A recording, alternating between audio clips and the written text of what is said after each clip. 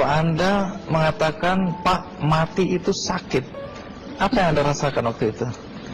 Rasa dada sesak, sakitnya tuh seperti ditusuk pedang, terus seperti kulit binatang Dikuliti gitu? dikuliti hidup-hidup. Sakit sekali waktu itu Sakit rasanya? sekali. Terus di dada saya terasa sesak.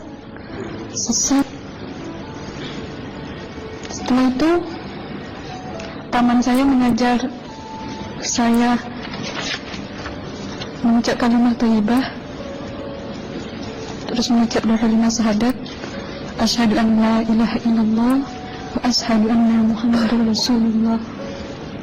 Apa betul waktu roh Anda itu dicabut dari kaki gitu, Iya. Anda bisa melihat jasad Anda? Sempat saya melihat jasad saya pada waktu itu, tapi sebentar. Setelah itu saya dibawa pergi oleh 2 orang malaikat ini. Dan pada waktu itu saya ingin ketemu sama ayah saya. Kebetulan ayah saya sudah meninggal. Dan suatu ayah saya meninggal, dia berusia 55 tahun. Setelah saya ketemu di sana, dia tuh berusia muda. Kok muda? Berusia 17 sampai 20 saya perkira. Anda sempat ngobrol dengan ayah? Sempat. Apa yang Anda sampaikan? Waktu itu ayah nangis. Ayah saya bilang, kenapa kamu kesini nak? Pulanglah, di rumah tidak ada orang. Kasihan lihat ibumu dan adik-adikmu. Tidak ayah, janjiku sama Allah sudah sampai. Dan pada waktu itu ayah saya menangis. Lalu apa yang dia ucapkan? Diam aja dia, tersilang. Kembali ke malaikat tadi, bentuk yang Anda lihat seperti apa malaikat ini? Dia ini laki-laki, tapi mukanya sama semua. Berapa malaikat? 2. Iya. Fisiknya seperti apa? Seperti berserban, berpakaian ihram, mukanya sama. Wajahnya seperti apa? Wajahnya sulit saya gambarkan. Yang jelas dia ini sama, dua-dua itu sama rupanya. Apakah ada ucapan dari 2 sosok yang Anda anggap malaikat itu? Ada. Apa kata mereka? Waktu itu saya mengalami perjalanan spiritual. Saya disoal oleh malaikat itu dengan sebutan Ma ayyutuka, siapa Tuhanmu? Tanya. Waktu itu roh saya menjawab, Tuhanku adalah Allah. Siapa pemimpinmu? Pemimpinku adalah Nabi Muhammad Sallallahu Alaihi Wasallam. Mana kiblatmu? Kiblatku adalah Ka'bah. Siapa kedua orang tuamu? Siapa saudara mara?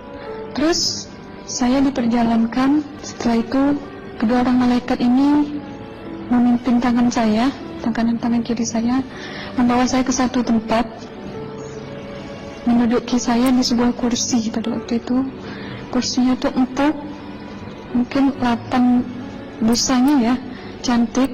Terus di sana saya duduk di sebelah kanan saya ada tiba-tiba berwujud seorang perempuan. Dia mengaku Amal. Kamu siapa? Kata saya, aku adalah amalmu semasa kamu hidup di atas dunia. Dan selama kamu di sini, saya akan menemanimu sampai yaumul akhir, itu katanya.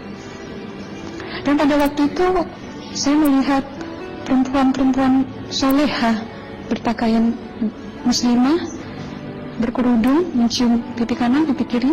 Mungkin salam perkenalan pertama waktu menduduki di situ. Setelah itu saya dihijrahkan lagi, dibawa oleh 2 orang malaikat ini lagi, melihat dosa-dosa besar ya. Di sana saya diperlihatkan ada seorang laki-laki memikul besi di bahunya. Saya perkirakan besi itu mungkin beratnya tuh berton kali ya. Berat sekali ya. Berat sekali. Terus dia berjalan nggak sampai ke tujuannya.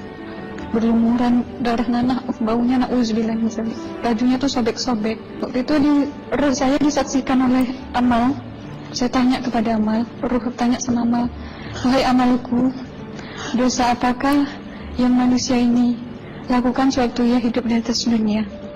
Amal menjawab pada waktu itu, sewaktu manusia ini di atas dunia, dia ini adalah menyantet orang, menemuh orang, sehingga dia berjalan nggak sampai yaumul akhir katanya. Yang kedua, saya melihat ada seorang laki-laki saling bunuh-membunuh.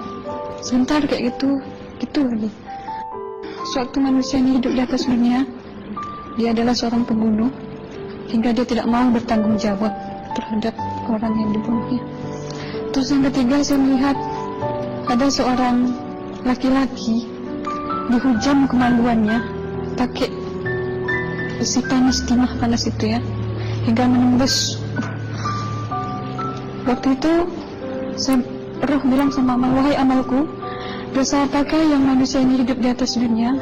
Amal waktu itu menjawab, suatu manusia ini hidup di atas dunia, manusia ini adalah seorang perzina. Setelah itu saya melihat ada seorang laki-laki disebati oleh rotan. Rotannya itu menyebati kulitnya tuh hingga lepas daging sama kulitnya.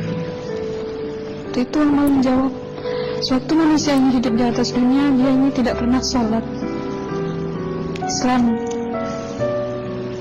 hingga waktu matinya pun dia tidak mengucap 2 kali syahadat. Dan pada waktu itu roh sama amal sempat menghafiz Quran pada waktu itu dengan harapan supaya orang manusia yang Allah siksakan ini bisa terampuni dosanya. Jadi masih sempat waktu itu ya? Iya, roh sama amal yang menghafiz Quran, bertahzim, bersalawat, baca ayat 1000 dinar, membaca Yasin. Tapi sayang, bahkan tambah banyak, Allah tidak mengampuni dosa-dosa mereka, sayangnya. Setelah itu, akhirnya yang terakhir kali berzikir. Zikir saya pada waktu itu, subhanallah, walhamdulillah, wa la ilaha illallah, wallahu akbar, la hawla wa la quwwata illa billahil aliyyil azim. Sekuat-kuatnya nada saya berteriak. Tiba-tiba saya merasakan detik jantung ya. Waktu itu mungkin paman saya yang menyaksikan. Itu saya koma. Disitulah sebenarnya Anda kembali ke jasad ya? Iya, benar. Jadi banyak sekali Anda menyaksikan kejadian-kejadian di alam sana ya. Nah, menarik karena waktu kami menghubungin Mbak Aslina, pada dasarnya Mbak Aslina keberatan menceritakan kembali kisahnya. Tapi kalau toh akhirnya Anda mau sampai di sini dan Anda sudah bercerita, apa harapan Anda pada orang-orang yang mendengarkan kisah ini? Ya, harapan saya pertama, ya lebih banyak menyambut puasa ya, lebih banyak mendekat diri aja sama Allah, perbanyakkan amalan soleh, perbanyakkan zikir, perbanyakkan sholawat, baca Quran, dan sebagainya. Itu harapan Anda ya? Iya. Baik, terima kasih Mbak Aslina ya, sudah datang dari Bengkalis untuk menceritakan kisah ini.